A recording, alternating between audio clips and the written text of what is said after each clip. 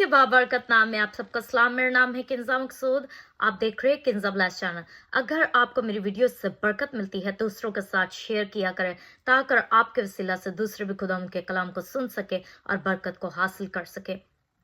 आपकी कॉलिंग आपको कुचल कर रख देगी, आपको क्रश कर देगी। अगर खुदावन ने आपको दूसरों के दिलों को जोड़ने के लिए बुलाया है तो जरूरी है कि पहले वो आपको दिल के टूटने के दर्द से गुजारे।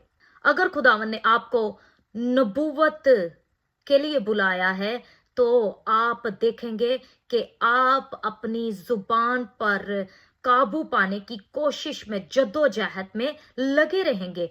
अगर आपको खुदावन ने दूसरों पर हाथ रखने के लिए, शिफा के लिए, दूसरों को शिफा देने के लिए बुलाया है तो आप अपनी जिंदगी में देखेंगे कि आप पर रूहानी तौर पर हमले किए जाएंगे इब्लीस की तरफ से, और हमले होंगे। और खुदावंद आपको जंग करना सिखाएगा, खुदावंद आपको लड़ना सिखाएगा, और आप अपने जिंदगी में ज़हनी तौर पर हर रोज उन चीजों से लड़ा करेंगे और जीता भी करेंगे, क्योंकि आप खुदावंद के चुने हुए हैं और आप उसकी कॉलिंग के, उसके बुलाए हुए हैं।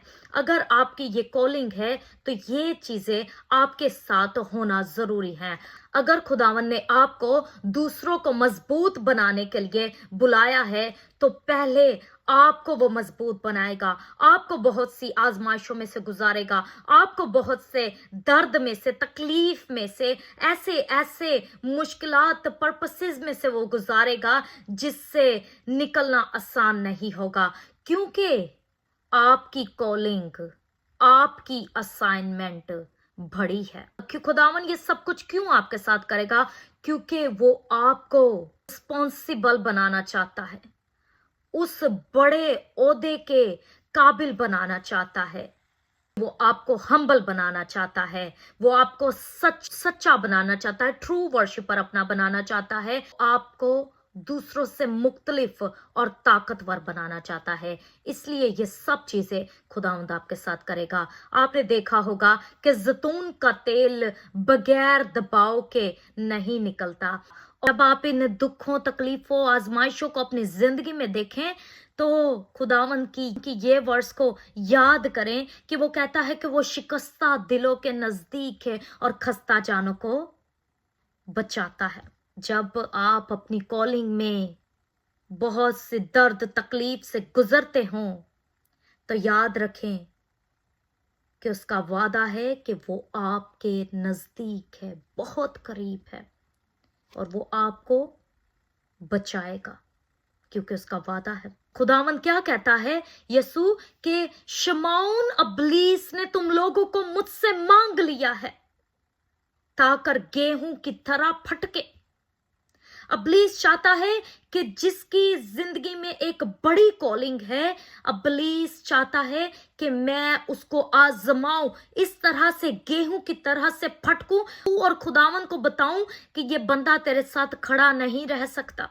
यीशु क्या कहता है कि मैं तुम्हारे लिए दुआ करता हूं ताकर तुम्हारा ईमान जाता ना रहे। तो जो आसमान पर है हमारे लिए शिफायत करता रहता है, वो अपने बरगजीदों के लिए, साथ के लिए, अपने चुने हुओं के लिए, जिनकी जिंदगी में एक बड़ी असाइनमेंट, कॉलिंग है, वो उनके लिए दुआ करता है कि उनका ईमान ना जाता रहे।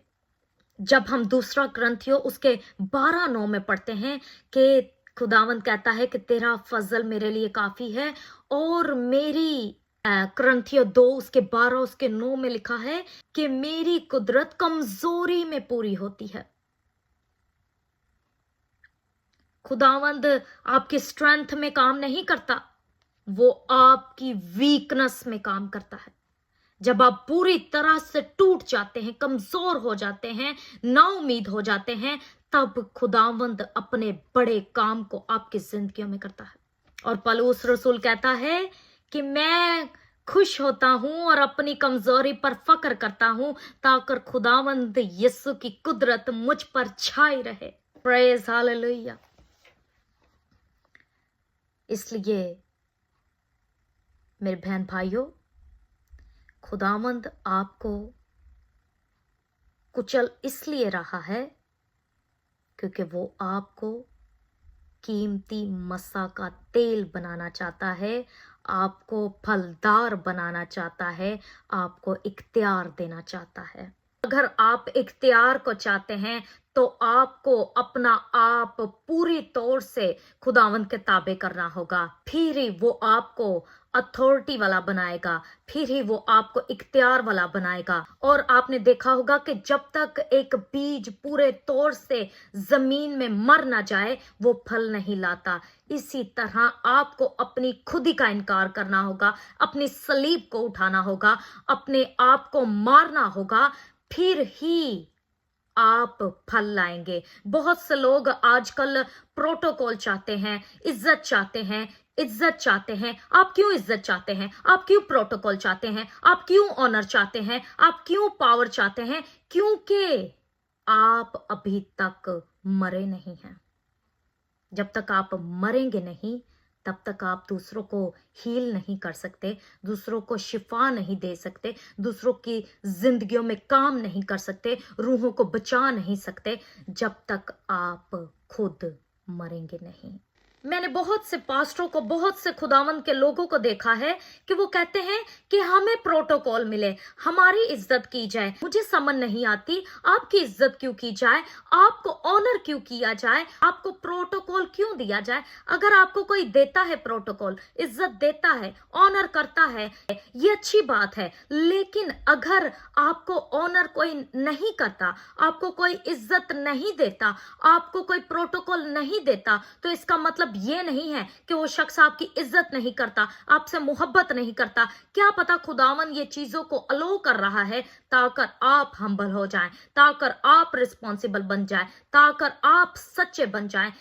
कुछ चीजें खुदावन हमारे साथ इसलिए होने देता है क्योंकि वो चाहता है कि हम तब्दील हो जाएं, हम तब्दील हो जाएं। यसु तो जहां कहीं भी जाते थे मुनादी के लिए, कुछ लोग उनकी इज्जत करते थे, उनको प्रोटोकॉल देते थे, लेकिन कुछ लोग उनको प्रोटोकॉल नहीं देते थे, उनकी इज्जत नहीं करते थे।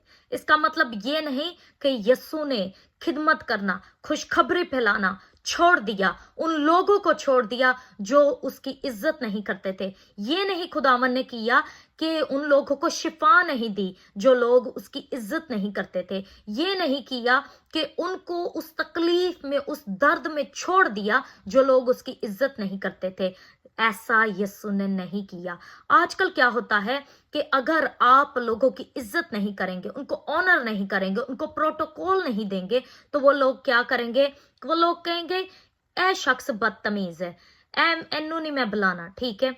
मतलब इस तरह से वो आप पर बुतान लगाना, इल्जाम लगाना शुरू कर देंगे।